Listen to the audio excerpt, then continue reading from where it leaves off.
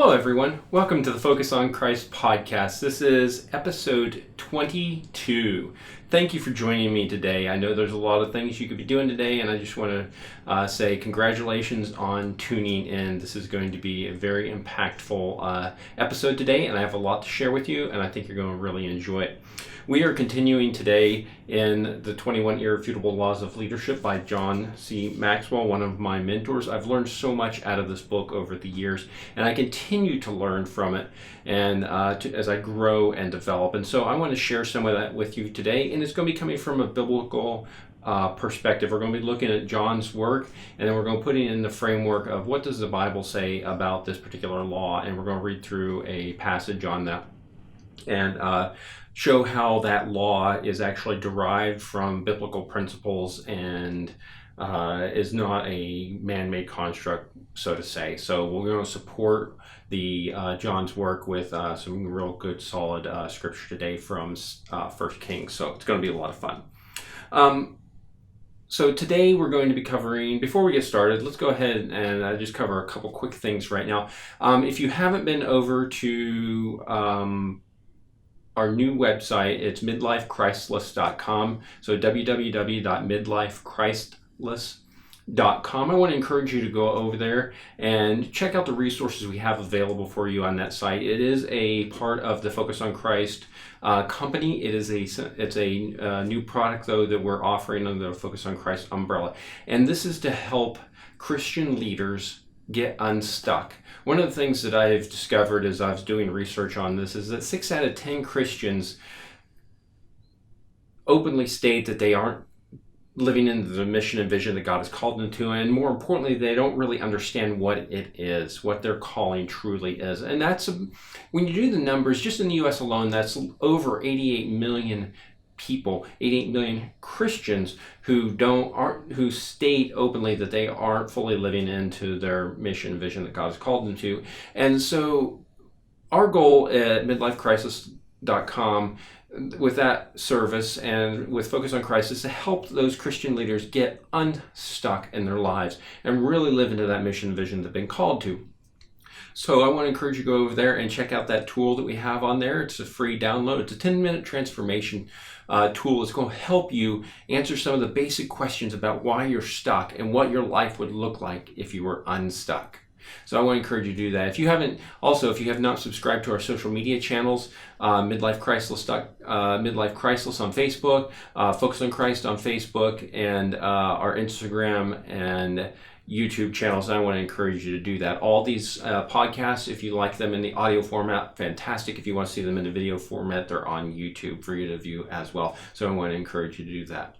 Let's go ahead and dive right into today's episode. So like I said, today is episode 22, where we're going to be talking about the law of legacy. This is the last of the 21 irrefutable laws of leadership.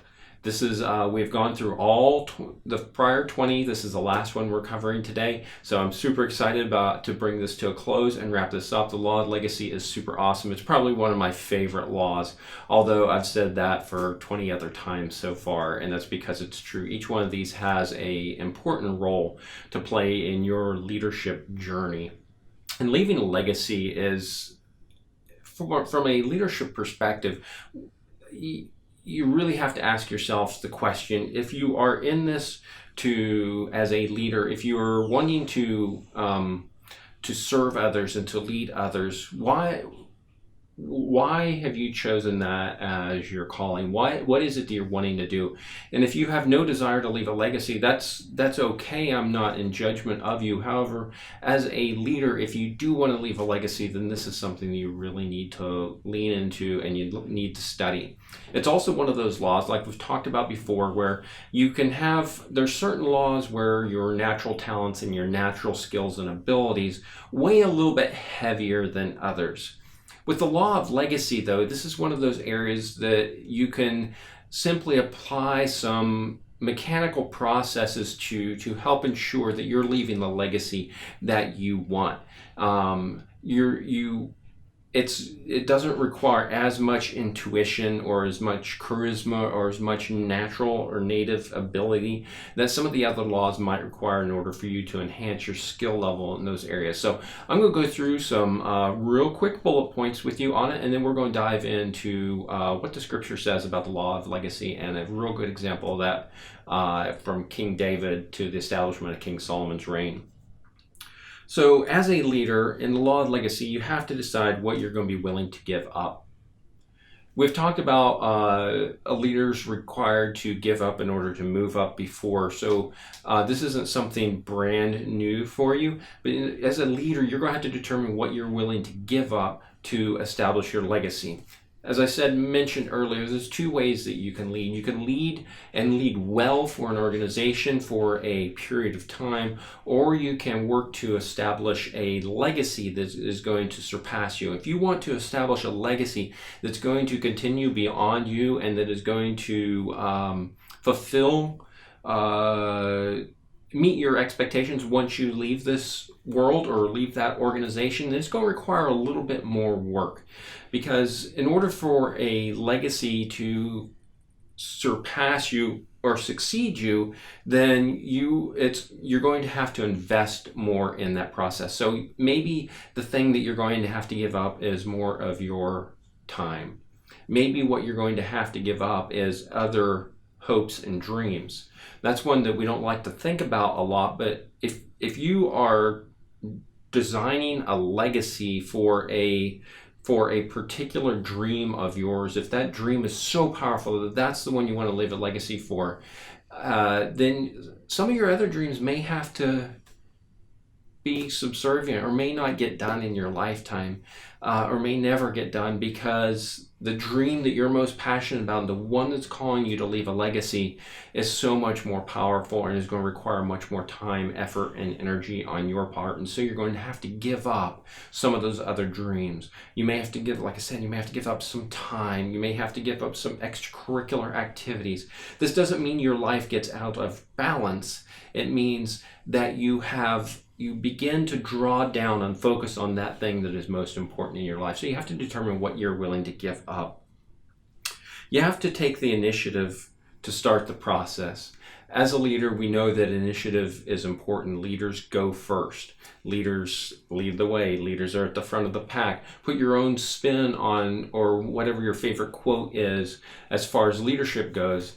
But leaders, you're going to have to take the initiative. A legacy is not going to establish it by itself. You're not going to come to the end of your life, and because you are a good leader, you're going to have a legacy that surpasses you, that succeeds you.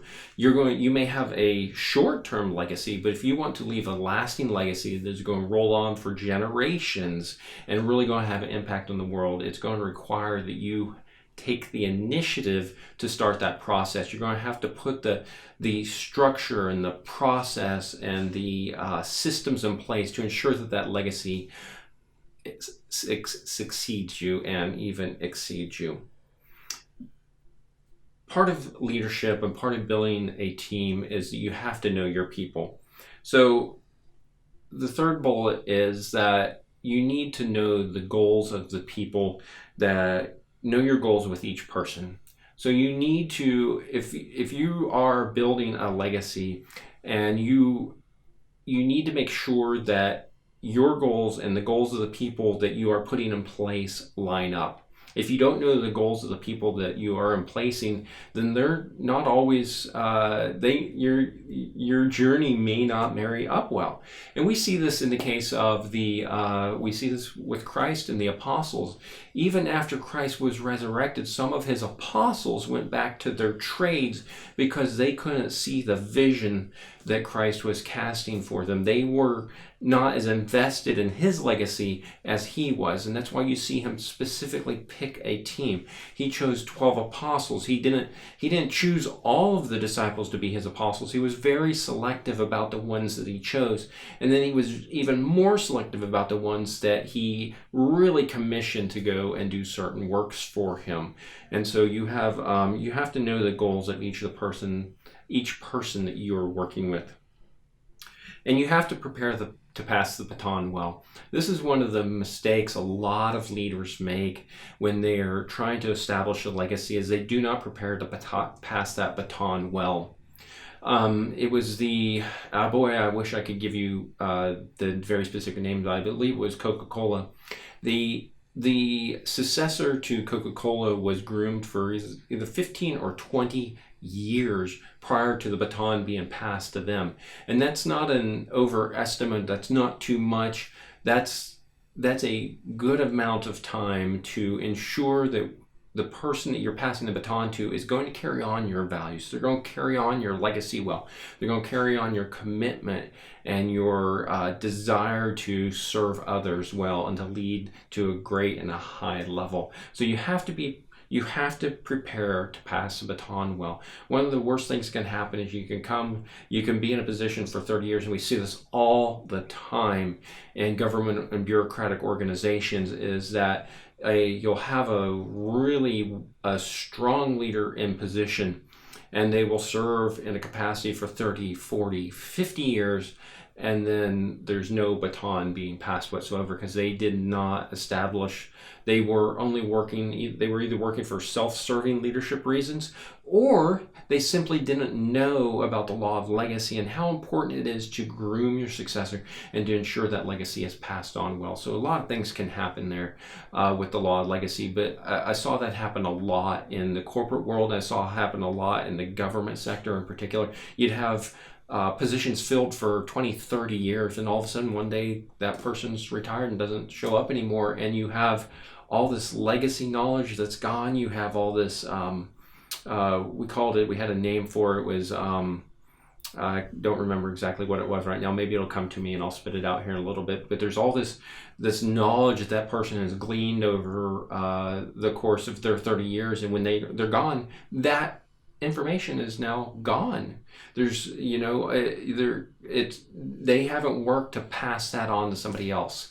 And that's a lot of times unfortunate, and you see a lot of unraveling in organizations when things like that happen. You'll see a CEO has a tragic accident, or you see a CEO that's relieved or fired, and then all of a sudden the organization or business collapses because there was no legacy in place, because that leader wasn't working to bring the next person up to replace them.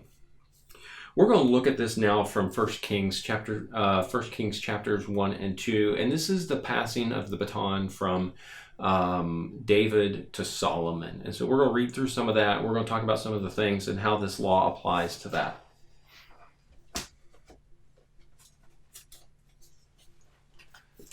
So I'm going to be reading from the ESV version. I hope that you're enjoying that. I know that's what I've been using for the last couple podcasts, so I hope you're enjoying that well. If you have any feedback, just please drop it in the comments so I can know what you're thinking. And this is, again, the law of legacy, and I don't think I gave you the short version of this. It's a leader's value is measured by succession. A leader's value is measured by succession. So let's go ahead and we're going to start in verse 28 of 1 Kings. Like I said, this is the passing of the baton from David to Solomon. It says, "Then King David answered, 'Call Bathsheba to me.' So she came into the king's presence and stood before the king. And the king swore, saying, 'As the Lord lives, who has redeemed my soul out of every adversity, as I swore to you by the Lord, the God of Israel, saying, Solomon your son shall reign after me, and shall sit on my throne in my place, even so will I do this day.'" And so this is the prelude to the succession happening here, and Solomon being set up as king. We saw this promise that God made to David a long time ago. David was the man after God's own heart. I think we all know that portion of the story. If not, then I'll refresh your memory. That's how the Bible refers to David. David was a man after God's own heart. And so David was the king that fought all the battles for Israel. He conquered and cleared out the land of Canaan. As a result of that, he he was not allowed to build the temple for God. God told him, no, because your reign basically has been a reign of blood, you're not allowed to build my temple. David was concerned because David had this really nice mansion, and then God was living in a tabernacle. And of course, we know that God's call has never been to a physical establishment. However, David wanted to honor God, and so he was going to build him a temple. And God says, no, you can't do that because your reign has been a reign of blood. However, your successor, Solomon, will build my temple. Now, so David had to give up that dream. He built his house, he built the empire, he conquered the land of Canaan. So his legacy then became, what is Solomon going to do through my actions and basically do for me in my succession? And so David had to give up some very things that he was very passionate about, and he really wanted to do, but he had to give that up, and he had to make sure that the land was conquered and quiet and ready for his son and his successor to take over. In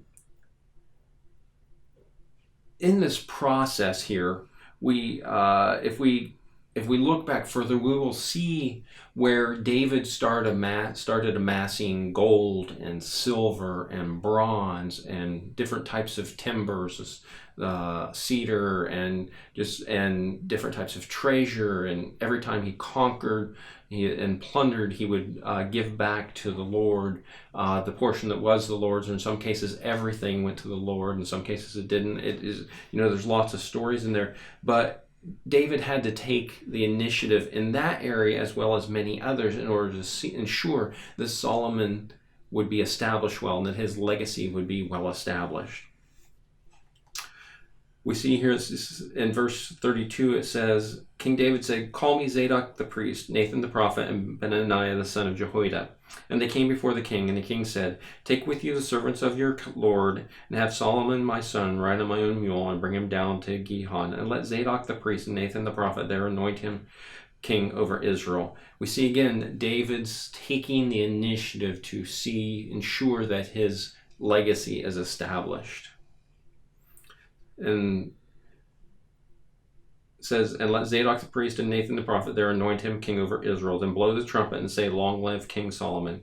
You shall then come up after him, and he shall come and sit on my throne, for he shall be king in my place. And I have appointed him to be ruler over Israel and over Judah. And so this is all in response to somebody else trying to usurp the throne from King Solomon. So Solomon, from King David, and thus King Solomon. So he's taking the initiative to do that. And we see here that, and I'll get the name wrong if I don't look it up here. And let's see. It's Adonijah. And so we see this is, you have to know the goals of each person. So King David knew that the goals of Adonijah did not line up with his goals. Solomon's goals did, King Adonijah's didn't. And so David is taking the initiative of responding and making sure that the goals of the person that he's establishing for his legacy line up with his goals. And so we can go on down through here, and we see this, some of the conflict with Adonijah and different things going on here, and what's going on with that. And then in chapter 2, we see David's instruction to Solomon. It says, when David came to, so this is chapter 2, verse 1. It says, when David's time to die drew near, he commanded Solomon his son, saying, I am about to go the way of all the earth. Be strong and show yourself a man, and keep the charge of the Lord your God, walking in his ways and keeping his statutes, his commandments, his rules, his testimonies, as it is written in the law of Moses, that you may prosper in all that you do wherever you turn, that the Lord may establish his word that he spoke concerning me, saying, if your sons pay close attention to their way, to walk before me in faithfulness with all their heart and with all their soul, you shall not lack a man on the throne of Israel. So David here is preparing to pass that baton well. He has established all these things to build a temple. He is establishing Solomon and instructing him on how to live so that his legacy will go on and on and on. And so we see all throughout here, we see through the first couple chapters of First Kings here, how we see the transition from David to King Solomon. And we see each and every single one of these laws in the law of legacy laid out well. Decide what you're willing to give up. Take the initiative to start the process. Know your goals with each person and prepare to pass the baton well. We saw this in the New Testament with Christ as he prepared to leave this earth, how he decided what he was willing to give up. And I'm not preaching a sermon to you on Christ and his journey. He gave up heaven to come down here to serve us. He took the initiative to start the process. He told his family, he says, "Am I not here to do my Father's work?" He stayed behind when he was 13. He took the initiative. He went into the temple. He was instructing and teaching. He knew the goals of each person. What do we see? We saw Judas betray him. We saw Peter betray him. We see Saul, who didn't know him well, but he still betrayed God, and then he came back to him. And so we see Christ identifying the goals of all these different apostles. And then, of course, Christ prepared to pass the baton well. He spent years and years educating his disciples and his apostles so that when he left this world, he empowered us with the Holy Spirit. He empowered them with the ability to heal and lay on hands and to perform miracles and different things like that. He prepared them so that when he left, that legacy would be able to move on. And when we're talking about the law of legacy, nothing is going to be perfect. That's how life is. We even see within Christ's lifetime, and definitely within the first 60 years after Christ left this world, we see the division beginning in the church, and we see mixed messaging, and we see people deliberately acting to thwart the new Christian movement in the world. And so regardless of how well you prepare your legacy, we're not painting a false dream here that everything is going to be perfect. However, you can take a lot of steps to ensure that legacy lives out well. I'm 2,000 years post the crucifixion, and I am a Christian based upon as much as I can to resemble what Christ looked like in this world, and I screw it up just like everybody else. However, that's the legacy that Christ wanted to pass, was that he would have people that would come after him that would look like him and live like him and love like him and serve like him. And that's really what we're called to be as Christians. And so that's a huge piece of the law of legacy there. So we see it played out in the New Testament and in the Old Testament very well by some very prominent leaders. So that brings us to the end of the 21 irrefutable laws of leadership. This was the law of legacy. A leader's value is measured by succession. I hope that you enjoyed that law. I know how much I enjoyed talking about these laws and sharing these laws with you. I know how much I grow and develop when I share these with you, so I hope you enjoy them.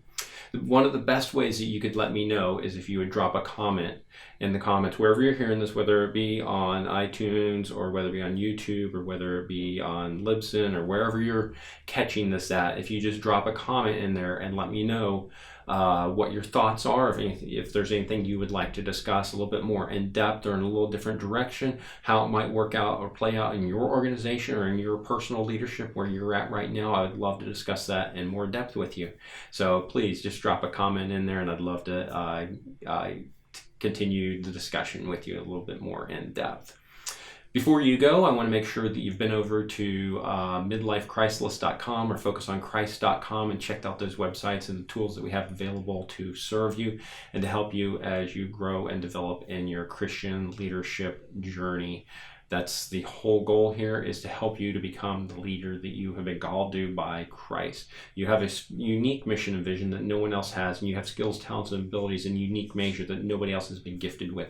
And I want to encourage you today to use them to serve God in whatever capacity that you have been called to your fullest.